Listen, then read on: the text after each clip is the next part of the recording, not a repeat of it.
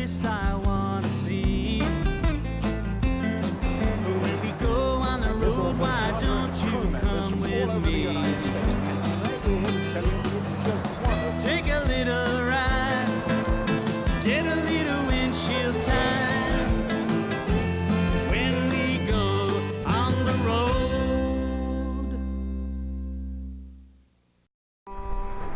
Two cities that couldn't be further apart geographically, culturally, and economically.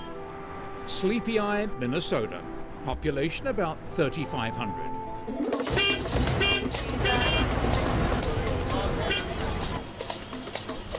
And Kolkata, India, more than 15 million. When 18 students from the farm country of western Minnesota spend a week in this teeming city, their eyes are open to a whole new world they had no idea existed.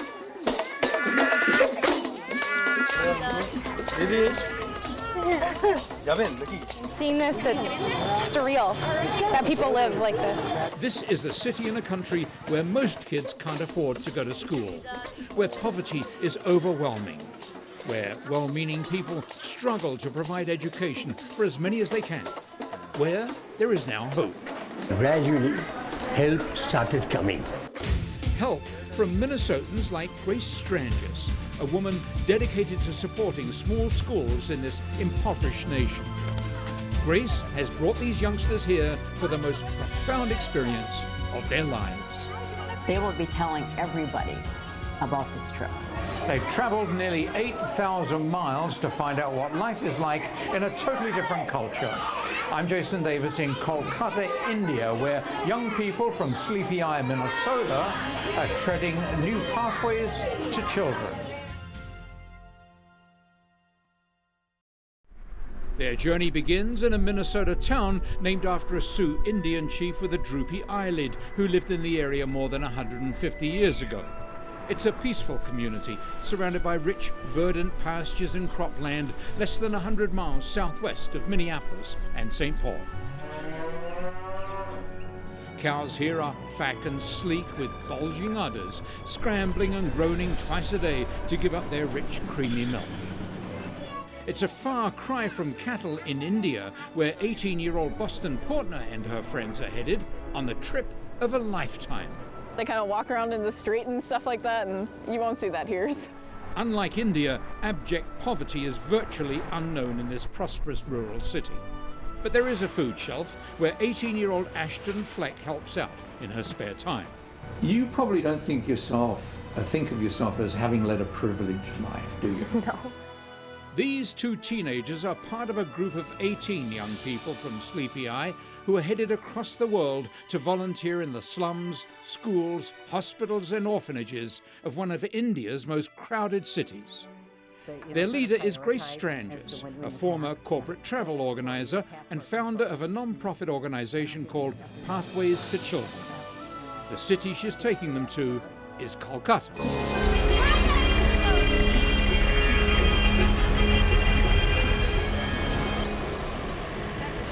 How can I combine my travel experience with helping these children? Well, the best way would be for me to bring volunteers to see it, to hear it, to smell it, to taste it. Grace calls it voluntourism, an opportunity to travel to exotic places and help people at the same time. For the kids from Minnesota, their first look at India came as quite a shock. And they were totally unprepared for the traffic, for the heat, and for the poverty. Hot, yes, I'm sweating. And lots of poverty. You see that people lying in the streets on a cardboard box, and that's all they have. And I can go home and do a bedroom and a table with a roof over it. And it's just the fact that we have so much and they have so little. The first place these young pilgrims visit is an area dominated by the former presence of Mother Teresa. Her statue stands at a busy intersection not far from the Mother House, where she spent a lifetime working among the poor and sick, and where she died. It was a profound and prayerful moment for Boston Portner from Sleepy Eye, Minnesota. We were there where she walked and experiencing what she had experienced. Her mission was so pure to go and just love the people of this country. And what a country. More than 1 billion people, many of them crowded into densely packed cities like Calcutta. Most of the population here are desperately poor. Some resort to picking through the garbage at the edges of the most sacred of rivers, the Ganges. Although this waterway is one of the most polluted in the world, the people of Calcutta come here to bathe, to collect samples of the holy water, to have a pedicure, or for men to have their heads shaved to show their grief at the loss of a parent. The river cuts through a city of contrasts, of palatial buildings and rotting infrastructure, of old colonial architecture and modern high-rise apartments and offices.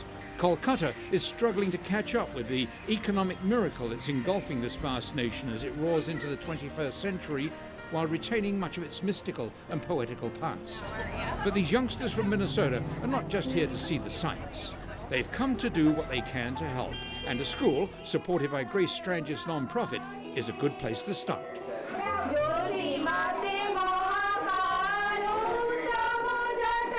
The kids here are all from the slums. Their schooling is paid for by Pathways to Children, which in turn is supported by individual donors. The school was started in the garage of 78-year-old Robin Bahura and his 77-year-old wife, Bani. We used to see these children, slum children, diving in the water, dirty water in the river, playing in the sand and mud. So she told me, cannot we do something for these kids? So I told her, yes, I was also thinking, come on, let's do something.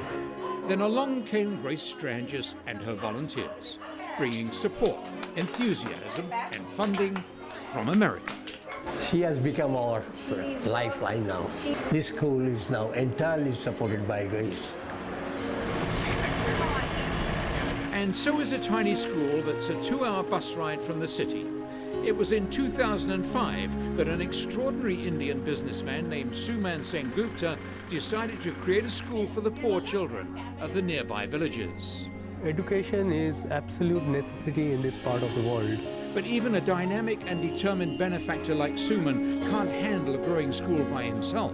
I alone cannot walk the whole way. So now Grace Stranges walks with the Angkor School and its tiny students. I've always had an attraction to the children, and especially the children who are living on the street or running around on the streets.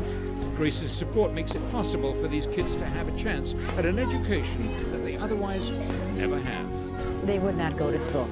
There's government schools, but the government schools are too far away for them to go, and the government schools are really awful because the teachers don't show up, or they show up intoxicated. How many children do you have? Can you ask her how many children? Two. A girl and boy. And a boy. 3-year-old Asha is a student at Angkor School. She lives with her parents and her 1-year-old brother Nasi in a 1-room hovel in a deceptively picturesque village. Their mother, Ajmira, is just 19 years old. This is not hygiene, na?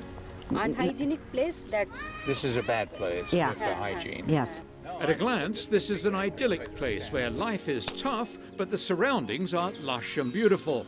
But nothing is easy about these people's lives. They have no machines to help them with chores, the work is hard, and they have to deal with a variety of diseases.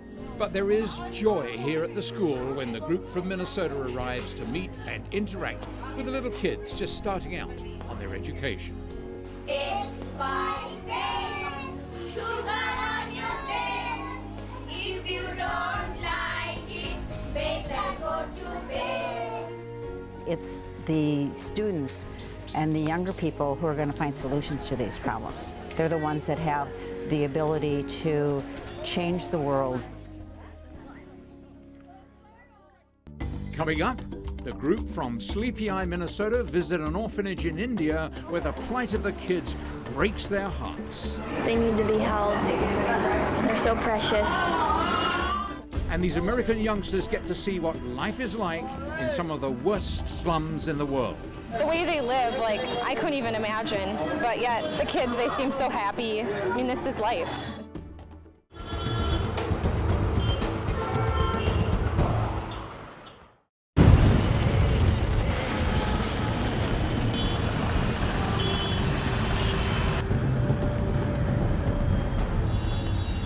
It's the middle of the monsoon season in Kolkata, India. When it rains, and it does with monotonous regularity every afternoon at about 4, it is torrential. In minutes, roads become rivers and pedestrians are forced to wade through knee-deep water. These incessant downpours create a permanently moist atmosphere, which over the years has eaten away at the concrete buildings and encouraged the creeping plants that threaten to take over everything. Into these sauna-like conditions, where the daily temperature is close to 100 degrees and the humidity is in the high 90s, step a group of young Minnesotans. They are here to learn what life is like in this city where hundreds of thousands live in slums like these. Just take a tour around this side of the area. This is called Park Circus. It is a terrible place where the alleys get ever narrower and the homes get worse. And there are so many children.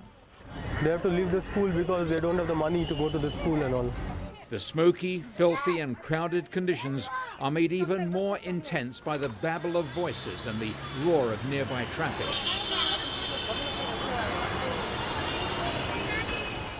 This is the first time these visitors from Sleepy Eye, Minnesota have seen anything like it.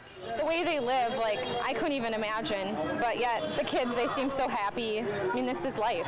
It's good for us to see how people around the world live and how much poverty there really is, because in America we're so lucky to have like what we have. It's kind of sad,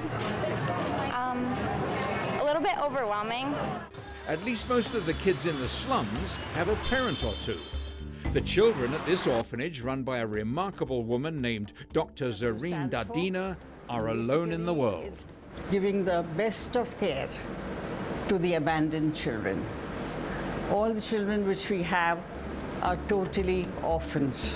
But the youngsters from Minnesota have not come here just to look. They've come to help in any way they can. Painting, some carpentry, and house cleaning. So we shall divide you into groups. We have another building next door where the small babies are there. Some of you can play, bathe the babies. It is in this nursery that these young women from across the world really connect with the people of India. They realize that life is determined by where you're born, and these abandoned babies cannot choose their fate. It's really helped me understand that they really have nothing, and there's so much that could be done. They need to be held. They're so precious.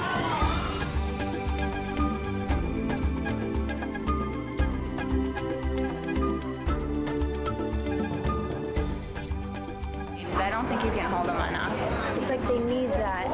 They need to be held. Experiences like this are simply overwhelming for these young people from the upper Midwest.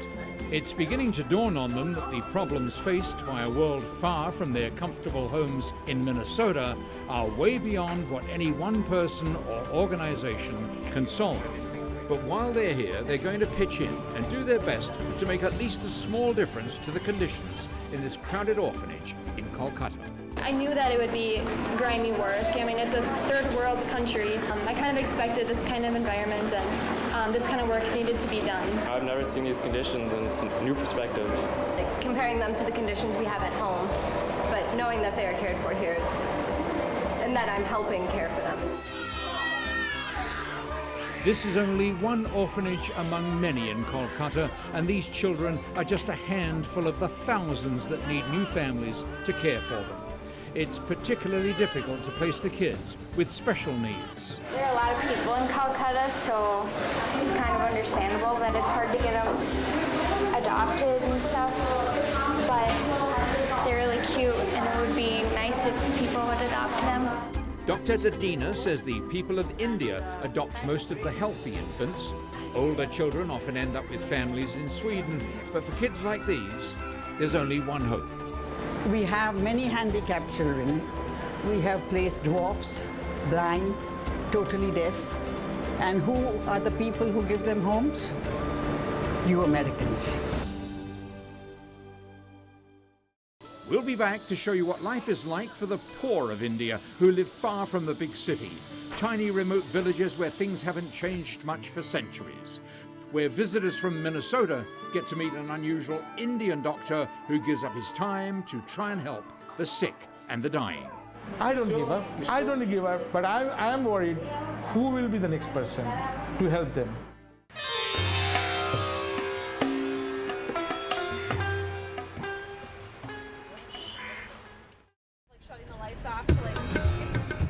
Another bus ride to another brand new experience.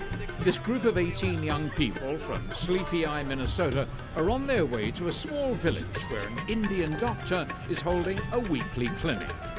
The journey takes them through vast, green, rural areas and bustling country towns. It's pedestrians beware, because here in India vehicles claim right of way and they use it. Their destination is what appears to be a derelict group of buildings.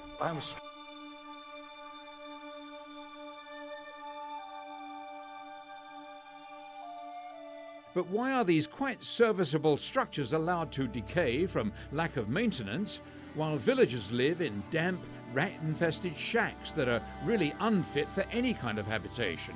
It's the poverty, yeah. It's the lack of jobs and the number of millions and millions of people that live here.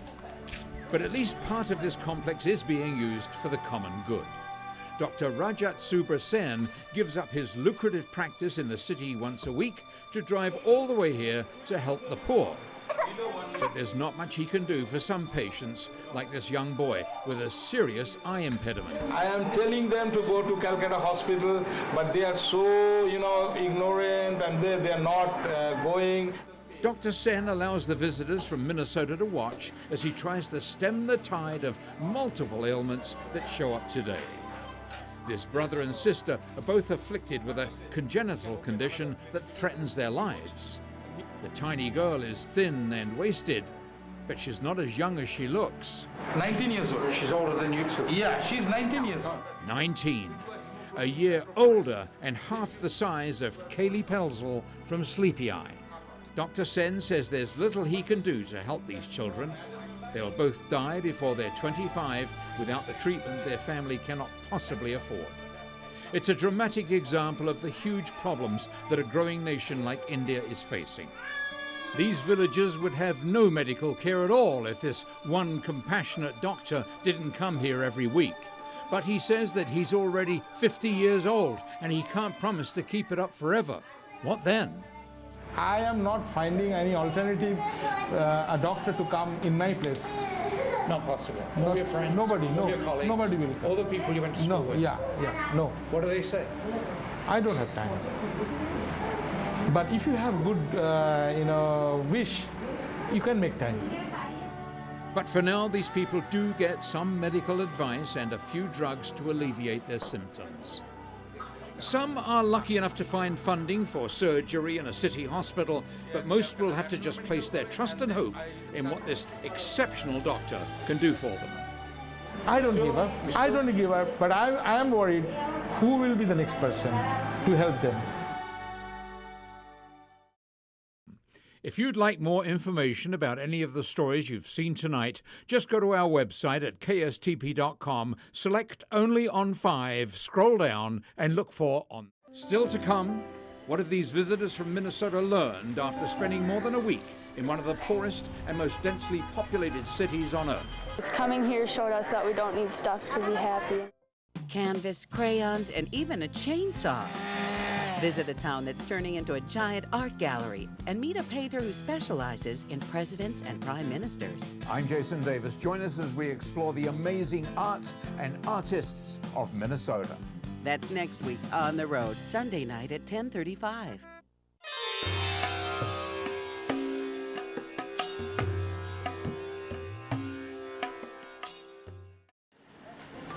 It would be accurate to call this a trip of a lifetime for this group of young people from Minnesota. I mean, it's been hard at times. Hasn't it? More? Yeah. I mean, just seeing all the people with leprosy and close, near death, and it's just shocking to see, and beggars and people sleeping on the streets. This journey to Kolkata, India has changed every one of these 18 students from a little American country town called Sleepy Eye.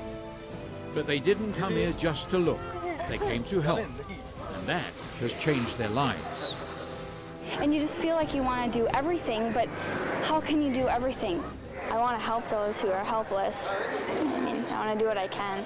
Just coming here showed us that we don't need stuff to be happy. And then A new point of view on asking for things, getting things, and doing things for others. What I say. Your parents could have found a new Michael. Yeah, yeah. They'll take home new attitudes and different points of view, and they'll leave behind the conviction that they'll never forget the people they've seen and met. One thing I always tell all my American friends, that you all have a big heart. It's been physically hard and emotionally gut-wrenching, and these young Minnesotans will never be the same. They'll return to Sleepy Eye with a new appreciation of the scope of poverty around the world and what they can do to help. I'm Jason Davis in Kolkata, India. Drive carefully, and we'll see you next week.